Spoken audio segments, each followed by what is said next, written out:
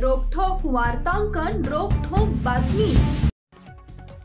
जिल्हाधिकारी कार्यालयाच्या प्रांगणात पालकमंत्री जयकुमार रावल यांच्या हस्ते शासकीय ध्वजारोहण। भारताचा 79वा व स्वातंत्र्य दिन धुळे जिल्ह्यात मोठ्या उत्साहात साजरा करण्यात आला। यावेळी धुळे जिल्हाधिकारी कार्यालयाच्या प्रांगणात राज्याचे पणन व राजशिष्टाचार तसेच धुळे जिल्ह्याचे पालकमंत्री जयकुमार रावल यांच्या हस्ते शासकीय ध्वजारोहण करण्यात आले। धुळे जिल्ह्यात उल्लेखनीय कामगिरी करणाऱ्या प्रशासकीय अधिकाऱ्यांसह पोलीस कर्मचाऱ्यांचा यावेळी पालकमंत्री जयकुमार रावल यांच्या हस्ते सत्कार करण्यात आला। धुळे जिल्ह्यात मोठ्या प्रमाणात विकासाची गंगा येत असून येणाऱ्या काळात जिल्ह्यात उद्योग, सिंचन आणि शेती क्षेत्रात भरघोस कामगिरी करण्यासाठी प्रशासन व सरकार तत्पर असल्याचं मनोगत यावेळी पणन व राजशिष्टाचार तसेच धुळे जिल्ह्याचे पालकमंत्री जयकुमार रावल यांनी व्यक्त केलंय। मैंने ढूंढा बहुत वो जहां न मिला, मेरे वतन जैसा ना जमी ना कोई आसमां मिला। पवित्र अशा भारत भूमीला शतश नमन करतो। आज 78 वर्षापूर्वी भारताने इंग्रजांची गुलामगिरीच्या बेड्या तोडत स्वतंत्रपणे आपला तिरंगा झेंडा फडकवला होता। त्या स्वतंत्र लढ्यात आपल्या जिल्ह्याचेही योगदान मोठे आहे, याचा आपल्या सर्वांना अभिमान आहे।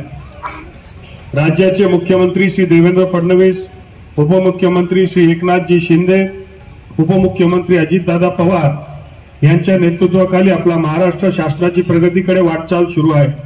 म्हणून म्हणावेसे वाटते, दे सलामी इस तिरंगे को, दे सलामी इस तिरंगे को जिससे तेरी शान है, सर हमेशा ऊंचा रखना इसका, जब तक दिल में जान है, जब तक दिल में जान है। असलेली पाण्याची जपून वापर करावे असं आवाहन मी आपल्या सगळ्यांना करतो। यंदाच्या खरीप हंगामात जिल्ह्यात 3.73 लाख हेक्टर क्षेत्रावर विविध पिकांचा पेरा झाला आहे।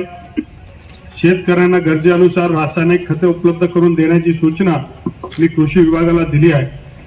चालू खरीप हंगामात 17,776 शेतकऱ्यांना जिल्हा मध्यवर्ती बँकेमार्फत 196 कोटीचं कर्ज वाटप झाले आहे। प्रधानमंत्री पीक विमा योजनेत 56,000 शेतकऱ्यांनी विमा काढला आहे। कर्जदार शेतकऱ्यांसाठी आता या योजनेची मुदत 30 ऑगस्ट पर्यंत वाढवल्याने शेतकऱ्यांनी आपला सहभाग नोंदवावा असाही आग्रह मी करीत आहे। देशाचे यशस्वी पंतप्रधान नरेंद्र मोदीजी यांच्या नेतृत्वाखाली 1,58,000 शेतकऱ्यांना पीएम किसान सन्मान निधी योजनेचा 20वा तर नमो किसान सन्मान योजनेचा 5वा हप्ता नुकताच देण्यात आला आहे।